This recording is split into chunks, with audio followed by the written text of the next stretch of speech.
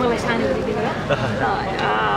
म चाहिँ यसपटक नेकपा एमालेको महाधिवेशनमा कुनै पदको पनि आकाङ्क्षी थिइनँ किनभने जुन एउटा राष्ट्रिय सङ्कट र एउटा प्रतिकूल परिस्थितिबाट गुज्रेर आएका थियौँ यो बेला मैले के पाउँछु भन्दा मैले के योगदान गर्छु भन्ने कुरा चाहिँ महत्त्वपूर्ण छ।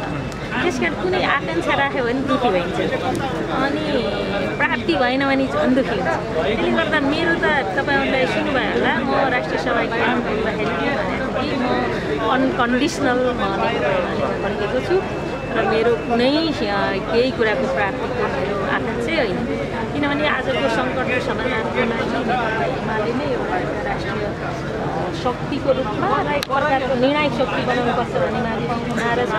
त्यो हिसाबले नेकपा एमालेलाई पटक गुरुत्व उठाउनुपर्छ, यसका हरेक नेता कार्यकर्ता र सदस्यहरूलाई एउटा आत्मविश्वास भर्नुपर्छ र नेकपा एमाले मुलुकलाई आत्मविश्वास भर्छ भन्ने विश्वासको आधारमा म चाहिँ एमालेमा आफ्नो फर्केको र यो महाधिवेशनमा सहभागी भएको भएर मलाई त पार्टीले जे जिम्मेवारी दिन्छ त्यही मैले स्वीकार गर्छु। मेरो कुनै पनि कुराको दाबी छैन भनेर म भन्दै आएको थिएँ र त्यसकारण म यसमा खुसी पनि छु र मेरो केही दाबी छैन र यो फेरि रामकुमारी झाँक्री फेरि एजेन्डा या मेरो मुख्य विषय पनि होइन आजको दिनमा म विषयको रूपमा एजेन्डाको रूपमा छैन र हामीले जसलाई एजेन्डा बनाएको छ त्यसलाई सफलतापूर्वक त्यसलाई सम्पन्न गर्नुपर्छ भन्ने लागेर म आफूलाई त्यो ठाउँमा उठाएँ। भन्नेले चाहिँ के भनिरहेका छन् भने अहिले पदाधिकारीमा नआएर तपाईँलाई चाहिँ गुल्मीबाट गोकर्ण विष्टभन्दा अगाडि तपाईँलाई उम्मेदवार बनाउने गरी सहमति भएर तपाईँ अहिले पदाधिकारीमा नबस्नु भएको हल्ला छ क्या? त्यसो पनि हो होइन यस्तो तपाईँहरूले यस्तो तपाईँहरूको अनुमान हुन् र हरेक मान्छेले विवेकशील मान्छेले अनुमानता गर्न पायो। अनुमानहरू कहिले सत्य हुन्छन् कहिले असत्य हुन्छन्।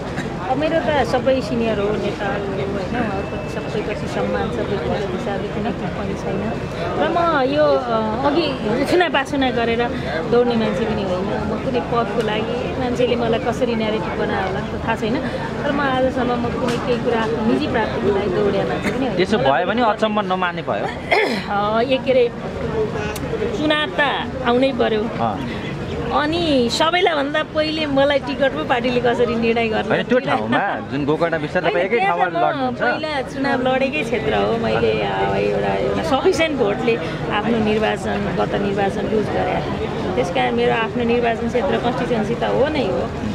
त्यो कारणले म जनयुद्ध काम गरेर ठाउँ पनि हो त्यो पुरै भएन तर अब निर्वाचनको माहौलै नआउँदै मलाई टिकटको दिन्छ भन्ने कुरा त अहिले पदाधिकारीमा जस्तो अब यो महाधिवेशन हुँदैछ होइन अहिले चलिरहेको छ अध्यक्षका लागि दुईटा सेट बनेर भनेको सिङ्गो टिम नै दुईटा सेट बनेर अगाडि बढेको देखिन्छ।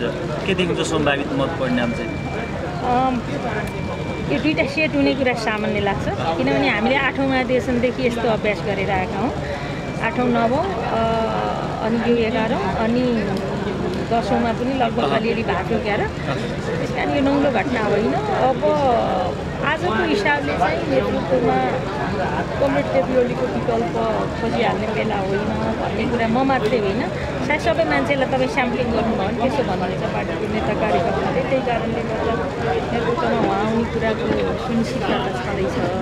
बाँकी उहाँसहित सबै खालका युवा पुराना नयाँ सबै खालका मान्छेहरू केन्द्रीय कमिटीमा समेत हुनुहुन्छ भन्ने लाग्छ। अध्यक्ष बाहेकका पदाधिकारीहरूमा पनि 19 सदस्यीय पदाधिकारी बनाउँदा पनि तपाईँहरूबीच अब त्यहाँ कसलाई मिलाउने भन्ने कुरामा एउटा विवाद चलिरहेको र अर्को किताबमा खुल्न सक्ने केही नेताहरू संस्थापन भनिएका नेताहरू अर्को किताबमा खुल्न सक्ने सम्भावना रहेको र केही बेरमा खुल्दै हुनुहुन्छ भन्ने समाचारहरू आइरहेका छन् क्या? त्यहाँ महासचिवदेखि उपाध्यक्ष लगायत तमाम पदहरूमा तपाईँहरू बिच जुन तपाईँहरूका किताका नेताहरू बिचै कुरा मिलिरहेको छैन त्यो कसरी व्यवस्थापन हुन्छ यो सबै कुरा?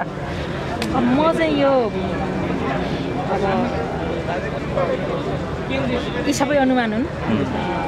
एउटै पार्टी हो कोही कतै गएर चुनाव लड्नुभयो भने पनि अनौठो भएन र यो आम रूपमा मिल्छ र मिलेकै पनि छ जस्तो लाग्छ मलाई। त्यसकारण चुनावमा फेरि यो महाधिवेशन नै पहिलो यो भयङ्कर ठुलो हो भन्ने साथीहरूका लागि चाहिँ अब यो चुनाव लड्ने कुरा पनि धेरै महत्त्वपूर्ण हुन्छ।